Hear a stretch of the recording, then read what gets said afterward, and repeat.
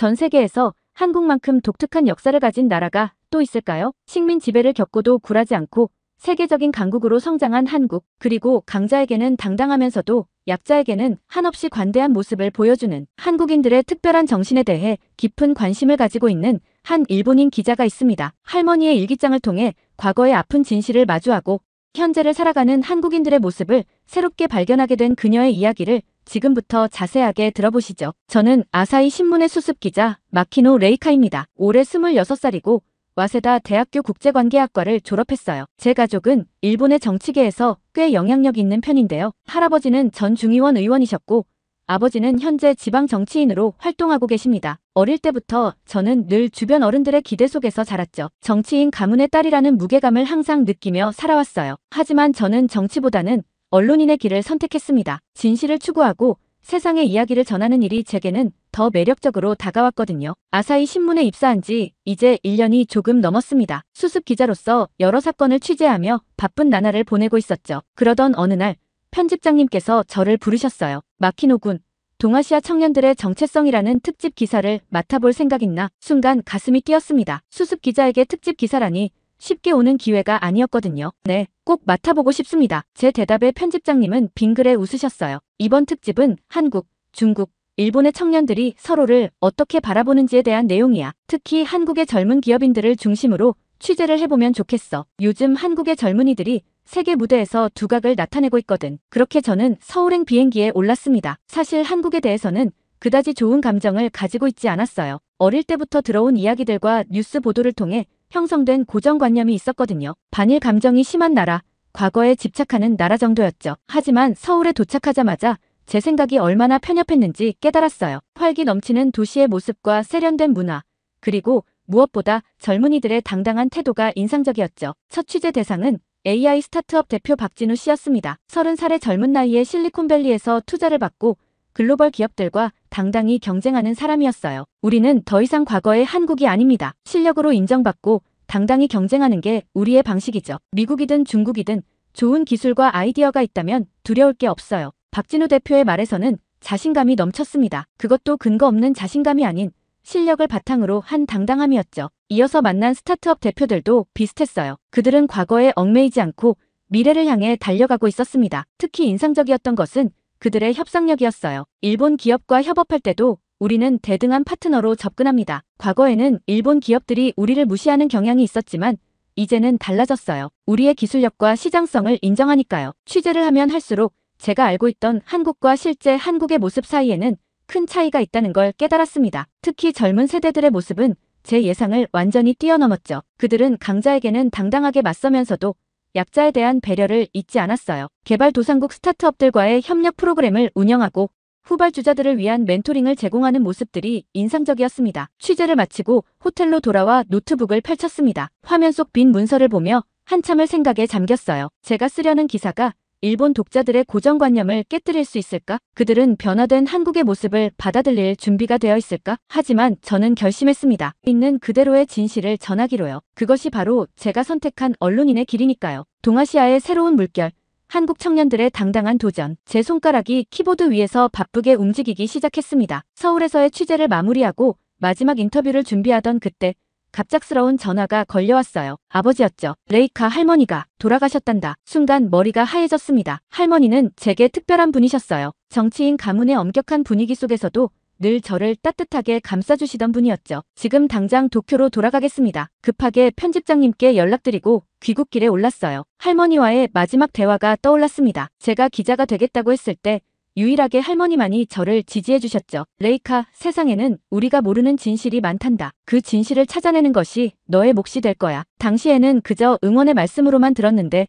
지금 생각해보면 뭔가 더 깊은 의미가 있었던 것 같아요. 장례식은 조용하게 치러졌습니다. 정치인 가문답게 많은 조문객이 왔지만 왠지 모두 형식적으로만 느껴졌어요. 장례식이 끝나고 할머니의 방을 정리하게 되었죠. 오래된 서랍장을 열어보니 낡은 가죽 표지의 일기장이 나왔습니다. 1943년부터 1945년까지의 일기였어요. 이게 무슨... 일기장을 펼쳐보는 순간 제 손이 떨리기 시작했습니다. 갈색으로 바랜 종이 위에는 할머니의 날카로운 필체로 쓰여진 이야기들이 가득했어요. 오늘도 수님 씨가 울고 있었다. 고향에 있는 가족들 생각에 잠을 이루지 못한다고 했다. 내가 할 수 있는 게 없어서 마음이 아프다. 수님이라는 이름이 자주 등장했습니다. 할머니 댁에서 일하던 한국인 가정부였던 것 같아요. 일기를 읽어내려갈수록 충격적인 내용들이 나왔죠. 수님 씨의 동생이 징용으로 끌려갔다고 한다. 나라를 위한다고 하지만 이건 너무하지 않은가. 말도 통하지 않는 먼 땅으로 강제로 보내다니. 오늘 수님 씨가 우리말을 쓰지 못하게 되었다. 조선어 사용 금지령 때문이다. 자신의 이름도 일본식으로 바꿔야 한다고 한다. 이게 과연 옳은 것일까? 할머니의 일기에는 당시 한국인들이 겪었던 고통이 생생하게 담겨 있었어요. 그리고 그것을 지켜보며 괴로워하셨던 할머니의 마음도 함께요. 레이카, 뭘 하고 있니? 아버지의 목소리에 급하게 일기장을 숨겼습니다. 왜 그랬는지는 저도 모르겠어요. 그저 본능적으로 숨겨야 할 것 같았죠. 그날 밤 호텔로 돌아와 다시 일기장을 펼쳤습니다. 할머니의 마지막 일기는 1945년 8월 종전 직후에 쓰여진 것이었어요. 수님 씨가 떠났다. 고향으로 돌아간다고 했다. 마지막으로 나를 꼭 안아주며 울었다. 나도 울었다. 우리는 서로 다른 나라의 사람이었지만 그저 같은 인간이었을 뿐이다. 언젠가 우리의 후손들은 이런 아픔 없이 서로를 이해하며 살 수 있을까? 일기장을 덮으며 깊은 한숨이 나왔어요. 취재 과정에서 만난 한국의 청년들이 떠올랐습니다. 그들이 보여준 당당함과 자신감의 뿌리에는 이런 역사적 아픔이 있었던 거죠. 문득 할머니의 마지막 말씀이 생각났어요. 진실을 찾아내는 것이 너의 몫이 될 거야. 이제야 그 말씀의 의미를 이해할 것 같았습니다. 저는 노트북을 켜고 새로운 문서를 열었어요. 원래 계획했던 기사의 방향을 완전히 바꿔야겠다는 생각이 들었죠. 단순히 현재의 모습을 전하는 것이 아니라 과거로부터 이어진 맥락 속에서 오늘날의 한국 청년들을 이해해야 할 것 같았어요. 하지만 한편으로는 두려웠습니다. 이런 내용의 기사를 쓴다면 우리 가문에는 어떤 영향이 있을까요? 아버지의 정치 경력에는 어떤 해가 될까요? 깊은 고민 속에서 밤은 깊어갔습니다. 날이 밝아오고 있었지만 저는 여전히 잠을 이루지 못했어요. 할머니의 일기장을 다시 한번 펼쳐보았습니다. 페이지 사이에서 낡은 사진 한 장이 떨어졌죠. 젊은 시절의 할머니와 한복을 입은 여성이 함께 찍은 사진이었어요. 뒷면에는 수님과 함께 1944년 봄이라고 적혀 있었습니다. 두 사람 다 환하게 웃고 있었죠. 마치 그 시대의 어둠 따위는 존재하지 않는 것처럼요. 할머니, 왜 이런 이야기를 미리 해주시지 않으셨나요? 사진을 바라보며 중얼거렸습니다. 아마도 할머니는 제가 준비될 때까지 기다리신 것 같아요. 진실을 마주할 준비, 그리고 그것을 전할 준비가 될 때까지요. 서랍을 더 뒤져보니 오래된 편지들도 나왔습니다. 수님 씨가 고향으로 돌아간 후에도 할머니와 편지를 주고받으셨던 모양이에요. 1960년대까지 이어진 편지들에는 양국의 현실적인 어려움과 그럼에도 불구하고 이어진 우정이 고스란히 담겨 있었죠. 레이카, 아침 식사할 시간이야. 어머니의 부르심에 저는 서둘러 일기장과 편지들을 가방에 넣었어요. 이것들은 제가 지켜야 할 소중한 역사의 증거니까요. 아침 식사 자리에서 아버지가 물으셨습니다. 한국 취재는 어땠니? 예상과는 많이 달랐어요. 특히 젊은이들의 모습이. 말을 하다가 문득 멈췄어요. 지금 이 순간 제가 느끼는 이 복잡한 감정들을 어떻게 설명해야 할까요? 할머니의 일기장에서 발견한 진실과 현재 한국의 모습이 제 안에서 충돌하고 있었거든요. 무슨 생각을 그리 깊이 하니? 아버지, 우리 가문의 과거에 대해 얼마나 알고 계신가요? 아버지의 표정이 순간 굳어졌습니다. 뭔가 알고 계신 걸까요? 아니면 정말 모르고 계신 걸까요? 이제 저는 선택의 기로에 서 있습니다. 이 진실을 어떻게 전달할 것인가? 그리고 그 과정에서 마주하게 될 어려움들을 어떻게 극복할 것인가? 하지만 한 가지는 분명해졌어요. 저는 할머니가 남기신 이 용기 있는 기록들을 헛되이 하고 싶지 않습니다. 그리고 현재를 살아가는 우리들의 이야기도 제대로 전하고 싶어요. 다시 한국으로 돌아왔습니다. 이번에는 할머니의 일기장을 가방 속에 품은 채로요. 인천공항에 도착하자마자 이전과는 다른 감정이 밀려왔어요. 김수님, 당신의 후손들은 지금 어떻게 살고 있을까요? 취재는 계획대로 진행됐습니다. 이번에는 한국의 대기업 IT 부문 임원들과의 인터뷰가 잡혀 있었어요. 첫 인터뷰는 S전자의 글로벌 전략 담당 부사장과의 만남이었죠. 우리는 더 이상 일본 기업들을 벤치마킹하지 않습니다. 오히려 그들이 우리의 전략을 연구하고 있죠. 시장에서 만난다면 치열하게 경쟁하겠지만 협력할 부분에서는 기꺼이 손을 잡을 준비가 되어 있어요. 부사장의 말에는 자신감이 넘쳤습니다. 그것도 근거 있는 자신감이었죠. 회의실 벽면에 걸린 차트들이 그것을 증명하고 있었어요. 글로벌 시장 점유율, 특허 보유 현황, 기술 혁신 지표, 모든 것이 상승 곡선을 그리고 있었습니다. 하지만 더 인상적이었던 건 다음날 방문한 중소협력업체와의 미팅이었어요. S전자는 자신들의 기술과 노하우를 협력업체들과 공유하고 있었죠. 우리도 과거에는 작은 회사였습니다. 지금의 위치에 오르기까지 많은 도움을 받았어요. 이제는 우리가 그 도움을 돌려줄 차례라고 생각합니다. 취재를 하면서 자연스럽게 할머니의 일기가 떠올랐어요. 약자를 배려하면서도 강자에게는 당당한 한국인들의 모습이 어쩌면 그 시절의 아픔에서 비롯된 것은 아닐까요? 취재를 마치고 호텔로 돌아와 할머니의 일기를 다시 펼쳤습니다. 수님 씨의 고향이 경상북도 안동이라는 기록을 발견했어요. 그리고 성씨가 김씨라는 것도요. 다음 날부터 틈틈이 안동의 김씨 족보를 찾아보기 시작했습니다. 쉽지 않은 작업이었죠. 하지만 포기할 수 없었어요. 수님 씨의 이야기는 단순한 과거의 기록이 아닌 현재 한국을 이해하는 중요한 열쇠일지도 모른다는 생각이 들었거든요. 혹시 1940년대에 일본에서 가정부로 일하셨던 김수님이라는 분을 아시나요? 안동의 여러 마을을 돌아다니며 물어보았습니다. 대부분의 노인분들은 고개를 저으셨죠. 하지만 포기하지 않고 찾아다닌 끝에 마침내 한 단서를 발견했어요. 아, 수님 할매, 그분이 우리 옆집에 사셨지. 일본에서 돌아오신 후에 평생을 교육사업에 힘쓰셨어. 특히 가난한 아이들 공부시키는 일에 열심히셨지. 떨리는 마음으로 그 이야기를 더 들었습니다. 수님 씨는 10년 전에 돌아가셨다고 해요. 하지만 다행히도 손녀가 서울에서 살고 있다는 것을 알게 되었죠. 김민주라고 요즘 IT 업계에서 잘 나가는 젊은 임원이래. 순간 머리가 띵했습니다. 김민주, 어디서 들어본 이름이었어요. 그리고 바로 기억났죠. 제가 첫 취재에서 만났던 스타트업 대표들 중 한 명이 그녀를 언급했었어요. 우리 회사 멘토이신 김민주 이사님은 늘 말씀하세요. 우리는 과거의 아픔을 딛고 일어선 자부심을 가진 세대라고요. 운명이라고 밖에 설명할 수 없었습니다. 할머니의 일기장 속 수님 씨의 손녀를 제가 이미 취재 대상으로 접촉하고 있었다니요. 서울로 돌아오는 KTX 안에서 생각에 잠겼습니다. 이제 김민주 씨를 다시 만나야 해요. 하지만 어떻게 이 이야기를 꺼내야 할지, 과연 그녀는 할머니의 이야기를 알고 있을까요? 창밖으로 스쳐 지나가는 한국의 풍경을 바라보며 깊은 생각에 잠겼습니다. 두 개의 진실이 제 안에서 충돌하고 있었어요. 하나는 할머니의 일기에 담긴 과거의 진실, 또 하나는 현재 한국인들이 보여주는 당당한 현재의 진실. 이 두 진실을 어떻게 하나의 이야기로 엮어낼 수 있을까요? 그리고 그것을 통해 무엇을 전하고 싶은 걸까요? 답을 찾기 위해 저는 김민주 씨를 다시 만나기로 했습니다. 서울에 도착하자마자 김민주 씨의 회사로 연락을 했어요. 다행히도 그녀는 저의 추가 인터뷰 요청을 수락했습니다. 마키노 기자님, 무슨 일로 다시 뵙게 되나요? 김민주 씨의 사무실에 들어서자 그녀가 환한 미소로 맞아주었어요. 제 손에 들린 오래된 가죽 일기장을 본 순간 그녀의 표정이 살짝 굳어졌습니다. 그 일기장은 제 할머니의 일기장입니다. 1940년대의 기록이에요. 혹시 김수님 할머니의 이야기를 들어보신 적 있으신가요? 순간 민주 씨의 눈이 커졌어요. 그리고 잠시 침묵이 흘렀죠. 할머니께서 그 시절 이야기는 많이 하지 않으셨어요. 다만 일본에서 좋은 분들을 만났다고, 그분들 덕분에 힘든 시절을 견딜 수 있었다고 하셨죠. 이야기는 자연스럽게 흘러갔습니다. 마치 오래전부터 기다려왔던 만남처럼요. 두 할머니의 인연을 통해 우리는 과거와 현재를 이어주는 끈을 발견한 것 같았습니다. 지금 생각해보면 할머니께서 제게 자주 하시던 말씀이 있어요. 강자에겐 당당하게, 약자에겐 따뜻하게. 그게 바로 할머니의 삶의 철학이었던 것 같아요. 그 말을 들으며 제가 취재하면서 발견한 한국의 모습들이 하나로 연결되는 듯 했습니다. 과거의 아픔을 딛고 일어선 사람들의 자부심,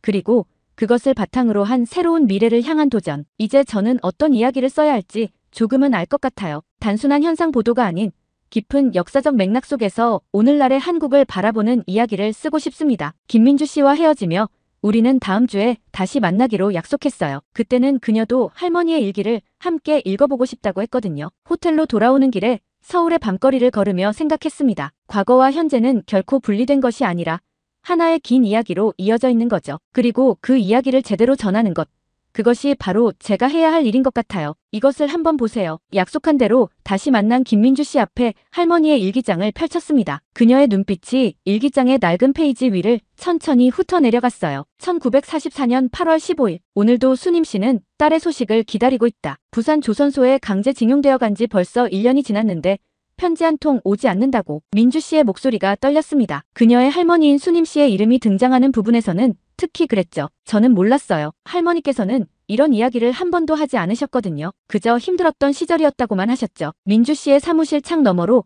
서울의 화창한 하늘이 보였습니다. 그녀가 근무하는 글로벌 IT 기업의 본사는 강남 한복판의 고층 빌딩에 있었어요. 할머니 세대의 고통이 마치 먼 나라 이야기처럼 느껴지는 공간이었죠. 그런데 여기 적힌 마키노 가의 이야기들은, 민주 씨의 말에 제 심장이 쿵 내려앉았습니다. 일기의 후반부에는 제 가문에 대한 기록들이 있었어요. 할아버지의 전쟁 책임과 관련된 내용들이었죠. 마키노 가문은 조선인 노동자들을 동원하는데 핵심적인 역할을 했다. 오늘도 수십 명의 젊은이들이 끌려갔다. 나는 이것이 옳지 않다는 걸 알지만 아무것도 할 수 없다. 할머니의 무력감이 고스란히 전해져 왔어요. 그리고 더 큰 충격은 그 다음이었습니다. 마키노 의원은 오늘도 의회에서 조선인 노동자 동원의 정당성을 역설했다. 그가 나의 남편이라는 사실이 부끄럽다. 제 할아버지였어요. 지금도 우리 가문의 자랑스러운 정치인으로 회자되는 그분이 마키노 씨. 민주 씨가 조심스럽게 제 이름을 불렀어요. 제 표정이 일그러진 걸 눈치채셨나 봅니다. 괜찮아요. 계속 읽어주세요. 하지만 민주 씨는 일기장을 덮었습니다. 그리고 잠시 침묵 후에 입을 열었어요. 아버지께서 늘 하시는 말씀이 있어요. 우리가 잊지 말아야 할 건 증오가 아니라 교훈이라고요. 할머니도 같은 말씀을 하셨죠. 그녀의 말에 고개를 들었습니다. 우리 할머니는 귀국 후에 교육 사업을 시작하셨어요. 특히 가난한 아이들의 교육에 힘을 쓰셨죠. 지식이 있어야 약자가 되지 않는다고 하시면서요. 그게 할머니만의 저항이자 극복 방법이었던 것 같아요. 민주 씨는 자신의 컴퓨터를 켜고 회사의 글로벌 사회공헌 프로그램을 보여주었습니다. 개발도상국의 IT 교육을 지원하는 프로젝트였어요. 이건 제가 직접 기획한 프로그램이에요. 할머니의 뜻을 이어받고 싶었거든요. 과거에 우리가 겪었던 것처럼 지금도 세계 곳곳에는 불평등과 차별이 있으니까요. 그 순간 뭔가 깨달음이 왔어요. 한국인들의 강인함은 단순한 저항 정신이 아니었던 거죠. 그것은 아픔을 딛고 더 나은 것을 만들어내려는 의지였던 겁니다. 저는 사과하고 싶어요. 제 말에 민주 씨가 고개를 저었습니다. 마키노 씨가 사과할 일은 아니에요. 다만 이 역사를 기억하고 더 나은 미래를 만들어가는데 함께할 수 있다면 좋겠네요. 대화를 마치고 나오는 길에 민주 씨가 한마디를 덧붙였어요. 다음 주에 저희 회사가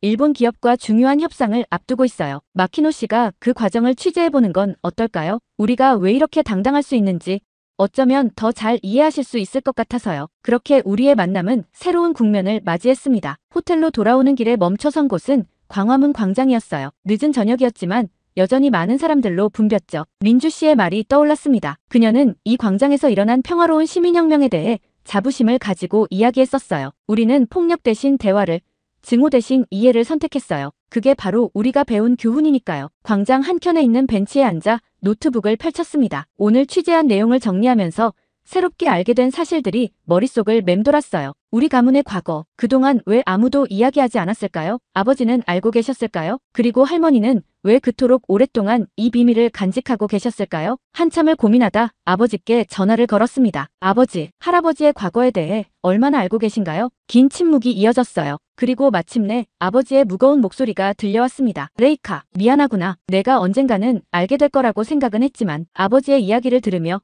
왜 할머니가 제가 기자가 되는 것을 응원하셨는지 이해할 수 있었어요. 진실을 마주하고 그것을 올바르게 전달할 수 있는 사람이 되기를 바라셨던 거죠. 이제 저는 결심했습니다. 단순한 취재 기사를 넘어 우리의 과거와 현재, 그리고 미래를 연결하는 이야기를 써내려가기로요. 그것이 바로 할머니와 수님 할머니가 우리에게 남겨주신 숙제일 테니까요. 노트북 화면에 새로운 제목을 적었습니다. 두 할머니의 일기장, 과거의 아픔을 넘어 미래를 향해. 약속대로 김민주 씨의 회사 협상 과정을 취재했습니다. 일본의 대기업과의 기술 협력 계약 건이었는데요. 놀라웠던 것은 협상장의 분위기였어요. 우리는 더 이상 기술 도입이 아닌 기술 협력을 원합니다. 동등한 파트너로서 함께 성장하는 것.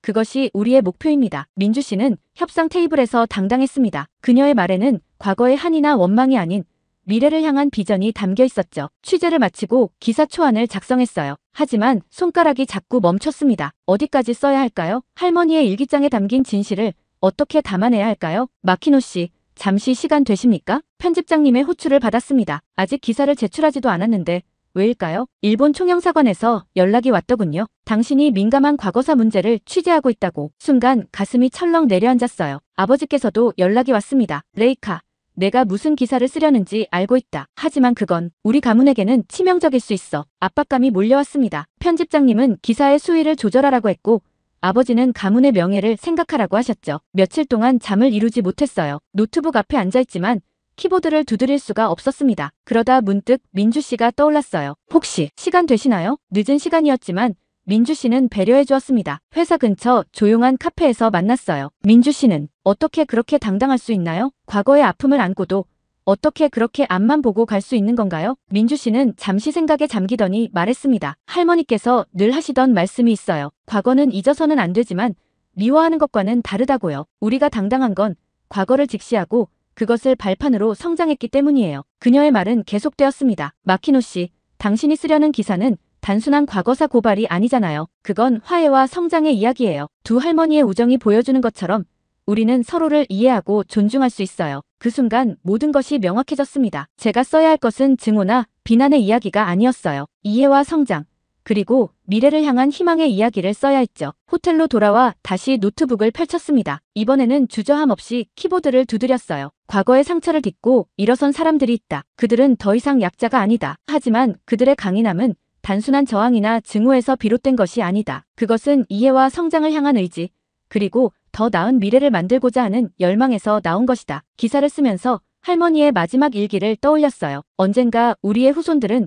이런 아픔 없이 서로를 이해하며 살 수 있을까? 할머니, 이제 그 답을 찾은 것 같아요. 김민주 씨와 제가 바로 그 증거니까요. 다음 날 아침, 떨리는 마음으로 편집장님께 기사를 제출했습니다. 아버지께도 연락을 드렸어요. 아버지, 저는 이 기사를 꼭 써야 해요. 이건 우리 가문의 수치가 아닌 새로운 시작이 될 수 있어요. 이제 남은 건 기다리는 일뿐이었습니다. 하지만 더 이상 두렵지 않았어요. 제가 쓴 것은 진실이고 그 진실은 누군가에게 희망이 될 테니까요. 기사가 연재되기 시작한 다음 날 예상했던 것보다 더 큰 반향이 일어났습니다. 일본 내 보수 언론들은 즉각적인 비판을 쏟아냈어요. 마키노 가문의 후손이 쓴 편향된 기사, 객관성을 잃은 감정적 보도, 신문과 방송을 통해 연일 비판 기사가 실렸죠. 특히 산케이 신문의 사설은 신랄했습니다. 과거사를 왜곡하여 현재의 한일 관계를 해석하려는 시도는 매우 위험하다. 더구나 존경받는 정치인 가문의 후손이 이러한 기사를 쓴 것은 매우 유감스러운 일이다. 아버지께 걸려온 전화는 예상했던 것보다 더 무거웠어요. 레이카, 너의 기사 때문에 지역구 의원들의 항해 전화가 쇄도하고 있다. 다음 선거에도 영향이 있을 거야. 아버지의 목소리에는 분노보다는 깊은 실망감이 묻어 있었습니다. 아버지, 저는 할머니의 유지를 따랐을 뿐이에요. 할머니께서는 늘 진실을 마주하는 용기를 가르치셨잖아요. 하지만 그 진실이 우리 가문을 무너뜨리게 될 수도 있다는 걸 알고는 있니? 침묵이 이어졌습니다. 어머니께서도 걱정스러운 목소리로 전화를 주셨어요. 레이카, 내 할아버지의 명예를 생각했어야 했어. 이제 우리 집안은 어떻게 되는 거니? 하지만 제게는 또 다른 편지가 도착했습니다. 할머니의 절친했던 친구분께서 보내신 거예요. 레이카 양, 내 할머니는 늘 이날을 기다리셨단다. 누군가가 이 이야기를 제대로 전해주기를. 그리고 그게 자신의 손녀이기를 바라셨어. 그 편지를 읽으며 제 선택이 틀리지 않았다는 확신이 들었습니다. 편집장님은 의외로 차분한 반응을 보이셨어요. 마키노 기자, 당신의 기사는 논란의 여지가 있지만 적어도 진실을 추구하려 했다는 점은 인정합니다. 다만 앞으로의 연재는 좀 더 객관적인 시각을 유지했으면 합니다. 저는 고개를 끄덕였지만 마음 한켠에서는 다른 생각이 들었어요. 과연 이런 역사적 진실 앞에서 객관성이라는 것이 가능한 걸까요? 김민주 씨와의 전화통화는 제게 힘이 되었습니다. 마키노 씨, 우리는 이미 알고 있었어요. 이 이야기가 쉽게 받아들여지지 않을 거란 걸. 하지만 누군가는 시작해야 했고 그게 당신이었던 거예요. 연재는 계속되었습니다. 매회 제가 쓴 기사는 논란의 중심에 섰지만 동시에 조금씩 변화의 움직임도 감지되었어요. 젊은 독자들 사이에서 새로운 시각으로 한일 관계를 바라보아야 한다는 목소리가 나오기 시작했거든요. 특히 마지막 회를 준비하면서 저는 할머니의 일기장 마지막 페이지를 다시 펼쳤습니다. 진실은 때로 고통스럽지만 그것을 통해서만 우리는 진정한 화해의 길을 찾을 수 있다. 할머니의 이 말씀이 제게는 가장 큰 지지가 되었어요. 비록 지금은 폭풍우 속에 있지만 이 진실이 언젠가는 양국 관계의 새로운 이정표가 될 수 있다고 믿습니다. 마지막 회의 원고를 수정하면서 문득 깨달았어요. 이것은 끝이 아닌 시작이라는 걸, 진정한 이해와 화해를 향한 긴 여정의 첫걸음이라는 것을. 기사 연재가 끝난 지 한 달, 제 메일함에는 여전히 많은 독자들의 반응이 도착하고 있었어요. 특히 20, 30대 젊은 독자들의 메시지가 인상적이었습니다. 저도 할머니의 이야기를 들으며 자랐습니다. 하지만 그동안은 그저 지나간 시대의 이야기라고만 생각했죠. 마키노 기자님의 연재를 읽으며 그 이야기들이 현재 우리의 모습과 어떻게 연결되는지 이해하게 되었어요. 일본 독자의 메시지였는데 이런 반응들이 하나둘 모이기 시작했습니다. 아버지와의 관계도 조금씩 변화가 있었어요. 어느 날 저녁 뜻밖의 전화를 받았죠. 레이카, 내 할머니의 일기장을 전부 읽어보았다. 그동안 우리 가족이 얼마나 많은 것을 모른 채 살아왔는지, 내가 그것을 마주할 용기가 있었다는 게 자랑스럽구나. 아버지의 목소리는 여전히 무거웠지만 그 속에서 작은 이해의 빛을 발견할 수 있었어요. 편집장님께서는 제게 새로운 제안을 하셨습니다. 마키노 기자, 한일 관계 전문 기자로 활동해보는 건 어떻습니까? 이번 연재를 통해 당신만의 특별한 시각이 있다는 걸 확인했습니다. 김민주 씨와는 더 깊은 인연이 이어졌어요. 그녀가 운영하는 한일 청년 교류 프로그램에 자문위원으로 참여하게 되었고 양국의 젊은이들이 서로를 이해하는 과정을 지켜보고 있습니다. 우리 할머니들이 이런 모습을 보시면 얼마나 기뻐하실까요? 민주 씨의 말에 저도 미소 지었습니다. 오늘도 저는 기사를 씁니다. 더 이상 과거의 아픔에만 머무르지 않고 현재를 살아가는 양국 사람들의 이야기를 전하려 노력해요. 때로는 불편한 진실을 마주해야 할 때도 있지만 그것이 바로 진정한 이해의 시작이라는 걸 알게 되었으니까요. 할머니의 일기장은 이제 제 책상 서랍 속에 고이 모셔두었습니다. 가끔 힘들 때면 꺼내어 읽어봅니다. 진실은 때로 고통스럽지만 그것을 통해서만 우리는 진정한 화해의 길을 찾을 수 있다. 할머니의 이 말씀은 이제 제 삶의 지표가 되었어요. 작은 변화일지라도 그것이 모여 언젠가는 큰 흐름이 될 거라고 믿습니다. 오늘도 저는 새로운 기사를 준비하며 생각합니다. 과거와 현재, 그리고 미래를 잇는 다리를 놓는 일. 그것이 바로 제가 선택한 길이고 할머니께서 제게 물려주신 사명인 것 같아요. 창밖으로 보이는 서울의 밤하늘을 바라보며 두 할머니의 모습을 떠올립니다. 그분들의 우정이 보여준 것처럼 우리도 조금씩 서로를 이해하고 받아들일 수 있을 거예요. 오늘의 사연은 여기까지인데요. 일본 아사히 신문의 레이카 기자님의 사연 어떻게 들으셨는지 많은 댓글 남겨주세요. 구독과 좋아요 감사드리며 다음 영상으로 찾아뵙겠습니다.